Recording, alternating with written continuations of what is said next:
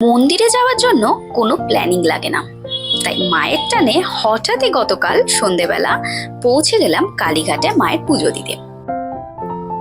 শুনেছিলাম কালীঘাটে নতুন ফ্লাইওভার হয়েছে, কাল সেটাও দেখা হয়ে গেল।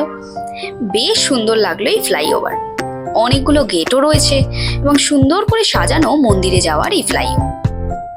ফাইনালি আমরা পৌঁছে গেলাম মায়ের কাছে। যদিও অনেক বছর আগে একবার গিয়েছিলাম, গতকাল যাওয়ার পর তো দেখছি সবই চেঞ্জ হয়ে গেছে। বাইরে কত দোকান এবং মন্দিরে ঢোকার অনেক গেটও রয়েছে। প্রায় 2 ঘন্টার ওপরে লাইন দিয়ে অবশেষে পৌঁছালাম মায়ের কাছে। যেহেতু মায়ের ঘরের ভেতরে ঢোকার পর কোনো ফটো বা ভিডিও অ্যালাউ ছিল না, তাই সেটা করতে পারিনি।